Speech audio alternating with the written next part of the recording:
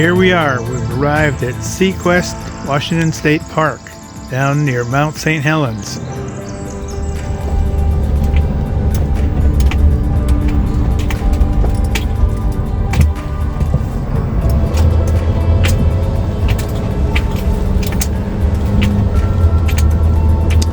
And we'll just go down here to Camp Circle B and get our spot.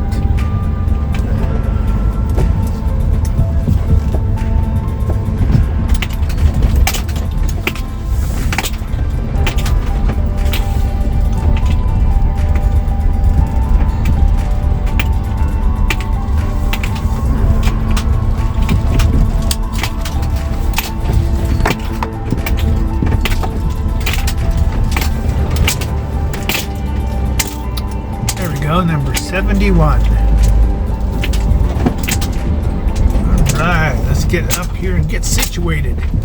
It's a pull through, which is really nice. Alright. Well, welcome back to Doggone RV'N. Glad you guys joined us today. So where are we today?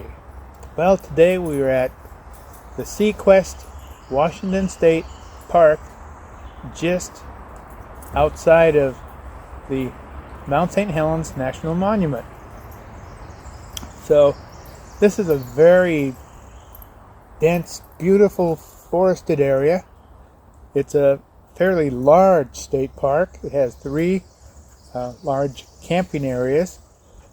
One specifically for power units only, which is, compared to the other two, very small and just kind of out there in the open. What's that thing stuck to your nose? Huh?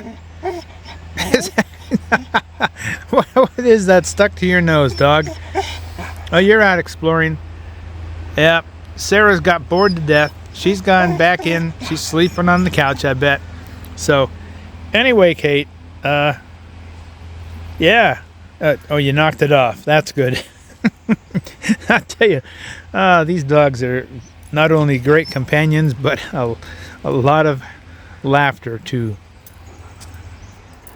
Having a much better open spot for my girls and I works a whole lot better. Huh, Kate?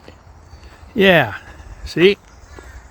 Well, the sad part of this trip is that shortly after I made the reservations for the campsite here, with plans of going up to Mount St. Helens Johnson Observatory to visit that, because it's been probably, I don't know, 5-10 years since I've been there.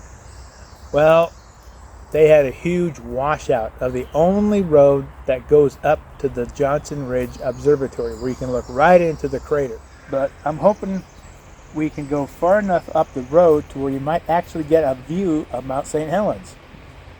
Well, it looks like the girls are wondering when I'm going to go to bed. That's going to be pretty soon here. Got the bed made up. Brought their dog pads this time so they can sleep on them. Feel like they're at home.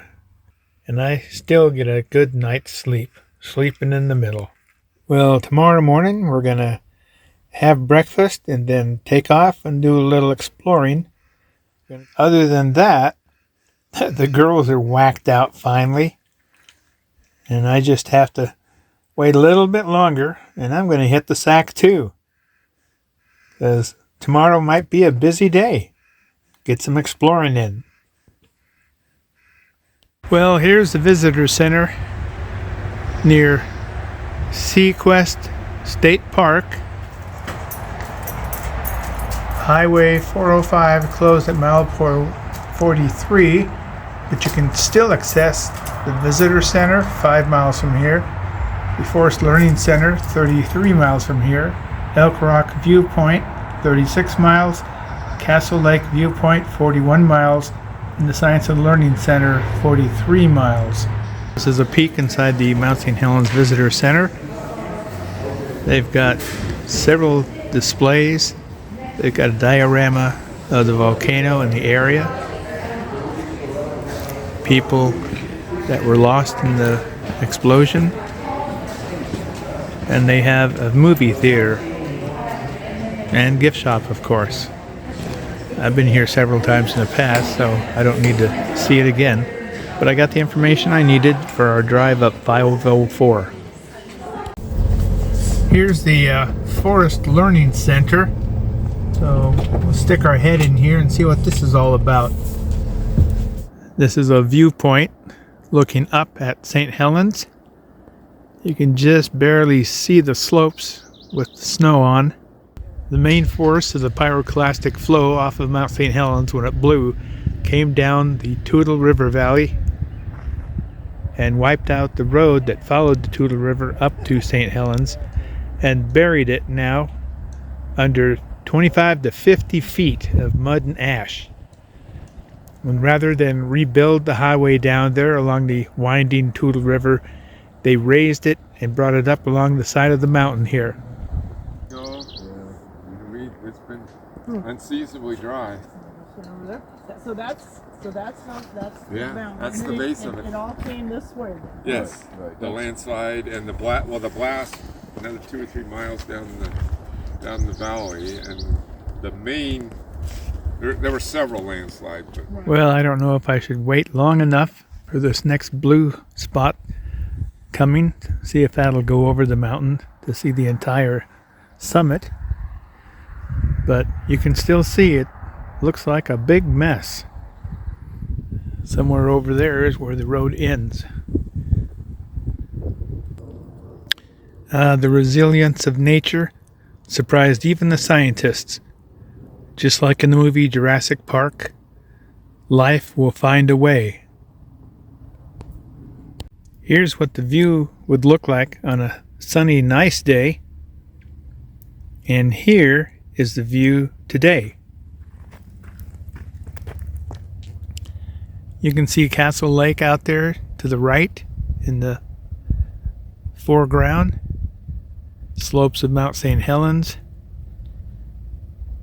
and the valley below.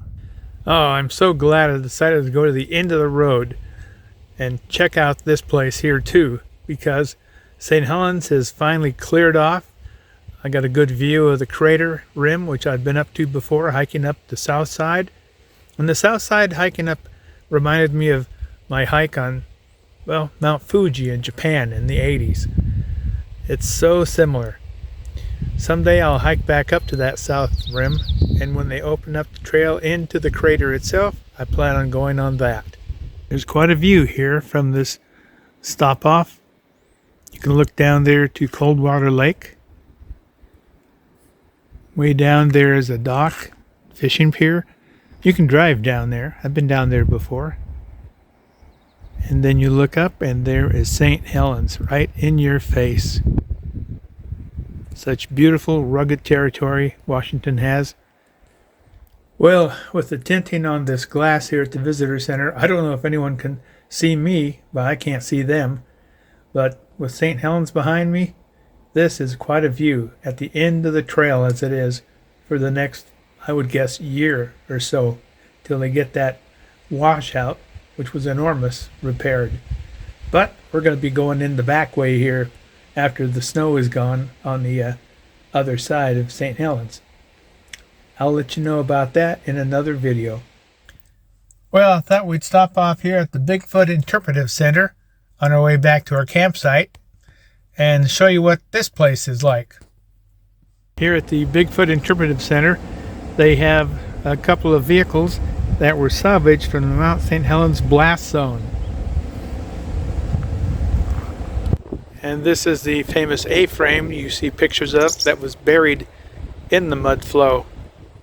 Their gift shop has a wide collection of different Sasquatch items and ornaments, and in the back they have a collection of plaster casts of big feet that they have taken on their expeditions into the Pacific Northwest. Then, after a long day of exploring, we're back at our campsite and the girls are relaxing and enjoying the time. Seaquest State Park was built on the site of an old homestead farm settled by Charles Seaquest and his family back in the 1870s. Seaquest State Park has great forested camping spots all throughout, and it has some fantastic hiking trails throughout the deep forest in the park. Overall, it's a great place. And you can go down to the visitor center and take the boardwalk through the huge marsh area of Silver Lake. So, as the girls and I always say, we wish you happy trails and woof woof!